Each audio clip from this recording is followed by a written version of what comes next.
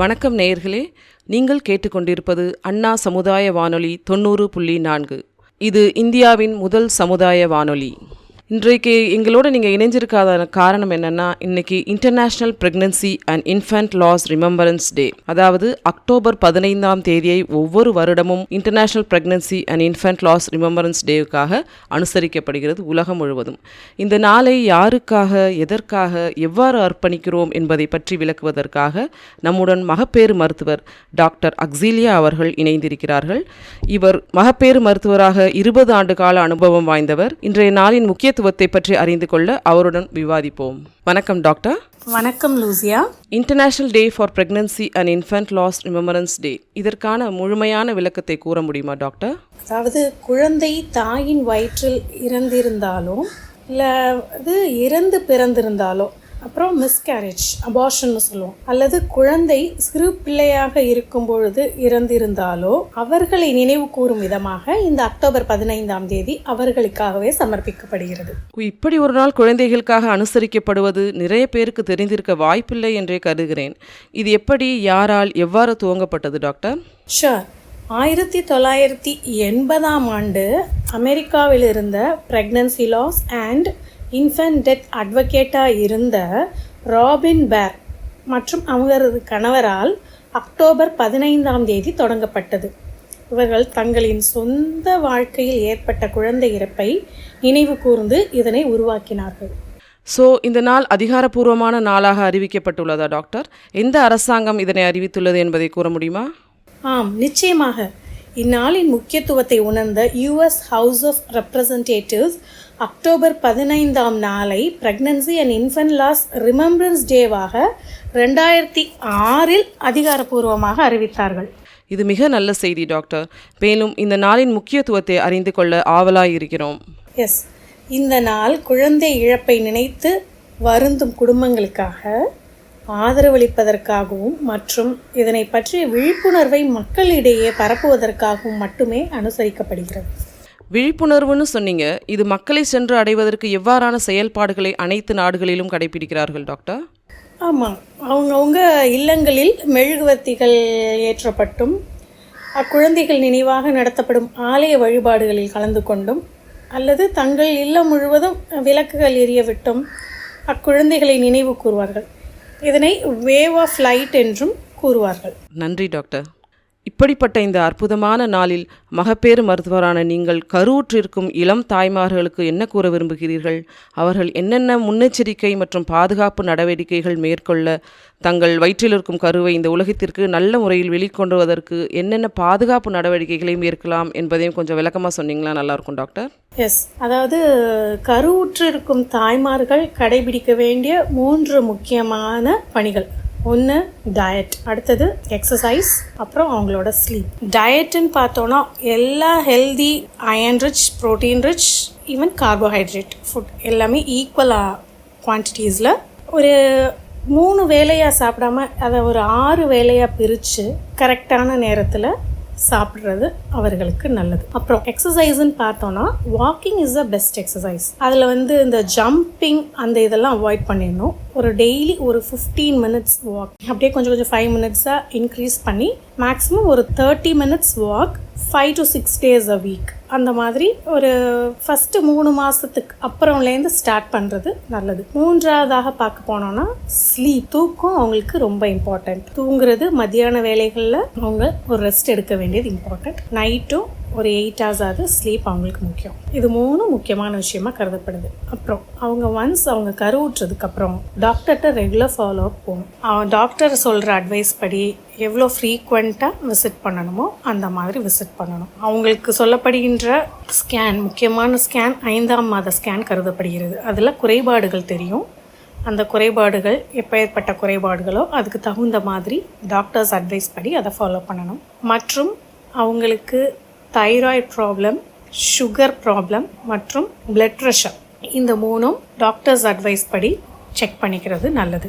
மாதம் ஆக ஆக அவர்கள் குழந்தை அசைவினை கவனமாக பார்த்து கொள்ள வேண்டும். ஒரு தாய்மாருக்கு அது முக்கியமான ஒன்றாக கருதப்படுகிறது. அதுவும் இல்லாமல் ஏற்கனவே அபார்ஷன் ஆனவங்களோ அல்லது வயிற்றில் குழந்தை இருந்திருந்தாலோ, குறைபாடு உள்ள குழந்தை பிறந்து வயிற்றில் இருந்திருந்தாலோ அவர்கள் ப்ரீ கன்செப்ஷனல் கவுன்சிலிங் என்று சொல்வார்கள். அதாவது அவங்க கருவுறுவதற்கு முன்னதாகவே மகப்பேறு மருத்துவரை அணுகி என்னென்னலாம் டெஸ்ட் பண்ணிக்கலாம், என்னென்னலாம் பாதுகாப்பு நடவடிக்கைகள் எடுத்துக்கலாம், எப்படியெல்லாம் பிரச்சனைகளை தடுக்கலாம் என்று அவர்கள் மருத்துவரை அணுகி கவுன்சிலிங் பெற்றுக்கொள்வது நல்லது. ஸோ இந்த மாதிரியான அவர்கள் கவுன்சிலிங் அண்ட் எல்லா டெஸ்ட்டும் பண்ணும்போது இந்த மாதிரி ஏற்படுற அபார்ஷனையோ, குழந்தை வயிற்றில் இறக்குற பிரச்சனையோ, பிறந்தவுடன் சிறு குழந்தையாக, அதாவது ஒரு 42 நாளைக்குள்ளே இருக்க குழந்தையாக இறக்கும்போது உள்ள பிரச்சனைகளை தடுப்பதற்கான வாய்ப்புகள் அதிகமாக உள்ளது. நன்றி டாக்டர். குழந்தை பிறந்த பிறகு சில மாதங்களிலோ சில நாட்களிலோ இறந்து விடுவதையும் நாம் அதிகமாக பார்த்திருக்கிறோம். இதனை தடுப்பதற்கு என்னென்ன முன்னெச்சரிக்கைகள் மேற்கொள்ளலாம் டாக்டர்?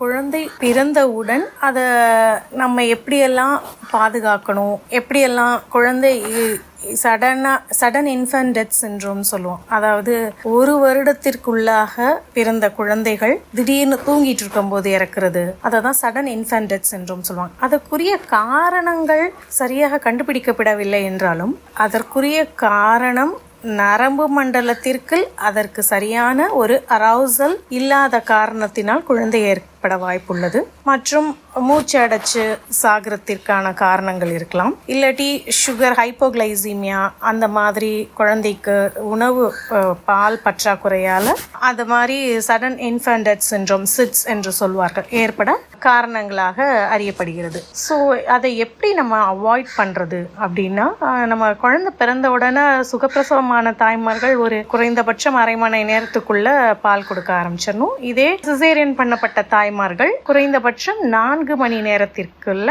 பாலை பிரஸ்ட் ஃபீடிங் பண்ண ஆரம்பிக்கிறோம். குழந்தை பிறந்த 6 மாதத்திற்கு தாய்ப்பால் மட்டுமே கொடுக்கப்பட வேண்டும். தண்ணீர் கூட தேவையில்லை. அதுக்கு பேர் தான் எக்ஸ்க்ளூசிவ் பிரஸ்ட் ஃபீடிங்.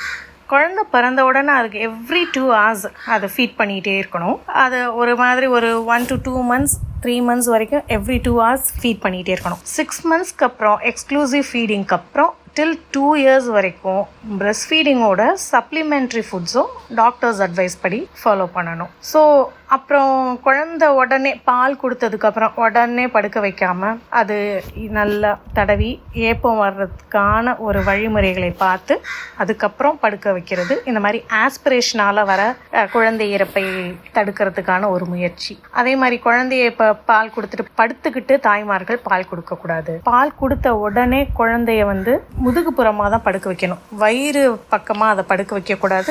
அதெல்லாம் அவாய்ட் பண்ணால் இந்த மாதிரி சடன் இன்ஃபன்ட் டெத் சிண்ட்ரோம் தடுக்கப்படும். அதே மாதிரி குழந்தை படுத்துட்டு இருக்கும்போது அதை சுற்றி தேவையில்லாமல் பொருட்களோ துணிகளோ வச்சு, அல்லாட்டி பக்கத்தில் கூட படுக்கிறவங்கள அதை அழுத்திடாமல் இருக்கிறது. கொஞ்சம் ஸ்பேஸ் விட்டு ஒரே ரூமில் படுத்துக்கலாம். கொஞ்சம் ஸ்பேஸ் விட்டு அந்த மூச்சு திணறல் ஏற்படாமல் இருக்கிற மாதிரி உள்ள நடவடிக்கைகளை மேற்கொள்ளணும். ஸோ இது ஒன்று பால் கொடுக்கறது. அடுத்தது குழந்தை வேக்சினேஷன், ப்ராப்பர் வேக்சினேஷன் ஷெட்யூலை ஃபாலோ பண்ணி பீடியாட்ரிஷியன் அட்வைஸ் பண்ணி ப்ராப்பர் வேக்சினேஷன் பண்ணால் முடிந்த அளவு இந்த மாதிரி பிரச்சனைகள் குழந்தைக்கு ஏற்படுவதை தடுக்க முடியும். அதாவது ஒரு ப்ரீடம் பேபிஸ்ன்னு சொல்லுவாங்க. 37 வாரத்துக்கு முன்னாடி பிறந்த குழந்தைகளோ அல்லது வெயிட் குறைவாக 2.5 kgsக்கு கீழே இருக்க குழந்தைங்களுக்கு இந்த மாதிரி ஏற்கனவே நுரையீரல் பிரச்சனை இருக்கிற மாதிரி சுவாசம்லாம் நல்லா டெவலப் ஆகிருக்காமல் இருக்க குழந்தைங்களுக்கு இந்த மாதிரி சடன் டெத் ஆகிறதுக்கான சான்சஸ் நிறையா இருக்குது. ஸோ அந்த ரிஸ்க் ஃபேக்டர்ஸ் உள்ள பேபிஸையும் நம்ம கொஞ்சம் ப்ராப்பராக வெதுவெதுப்பாக வச்சுக்கோ, அந்த மாதிரி உள்ள கேங்க்ரூ மதர் கேர் கொடுத்து அந்த குழந்தைய நம்ம பாதுகாப்பாக வச்சுக்கணும். இன்னொன்று குளிக்கிற வைக்கிறது குழந்தைக்கு இனிஷியலாக அந்த தொப்புள் கொடி அதை உழுகிற வரைக்கும் ஒரு ஸ்பாஞ்ச் பாத் மாதிரி ஒரு வார்ம் வாட்டரில் அவங்களுக்கு கொடுக்கலாம். டெய்லி குளிக்க வைக்கணுன்ற அவசியம் இல்லை குழந்தைங்களுக்கு. அப்பப்போ அதை வைப் பண்ணிக்கலாம். வாயாக இருக்கட்டும், இல்லாட்டி அது மோஷன் பாஸ் பண்ணதுக்கப்புறம் யூரின் போனதுக்கப்புறம் ஜஸ்ட் வைப் பண்ணலாம். டெய்லி குளிக்க வைக்கணும் அப்படின்ற அவசியம் இல்லை. ஸ்பாஞ்ச் பாத் கொடுக்கலாம். ஸோ இந்த மாதிரியான ஒரு நடவடிக்கைகளை நம்ம மேற்கொள்ளும் போது குழந்தைங்களுக்கு ஹைப்போகிளைசீமியா போகாமையோ, மூச்சு திணறல் ஏற்படாமையோ, ஆஸ்பிரேட் ஆகாமையோ, இந்த மாதிரி நம்மளால முடிஞ்ச உதவிகளை செஞ்சு அந்த குழந்தைய நம்ம பாதுகாத்து வரும்போது இந்த மாதிரி டெத் வர்றதை அவாய்ட் பண்ணுறதுக்கான சான்சஸ் இருக்கு. நன்றி டாக்டர். இவ்வளவு விளக்கமாகவும் பொறுமையாகவும் நமது கேள்விகளுக்கு பதிலளித்த டாக்டர் அக்ஸீலியா அவர்களுக்கு மிக்க நன்றி. நன்றி லூசியா. நேயர்களே, இந்த நிகழ்ச்சி உங்களுக்கு பயனுள்ளதாக இருந்திருக்கும் என்று நம்புகிறோம். மீண்டும் அடுத்த நிகழ்ச்சியில் உங்களை சந்திக்கும் வரை உங்களிடமிருந்து விடைபெறுவது லூசியா. தொடர்ந்து கேளுங்கள் அண்ணா சமுதாய வானொலி. நன்றி, வணக்கம்.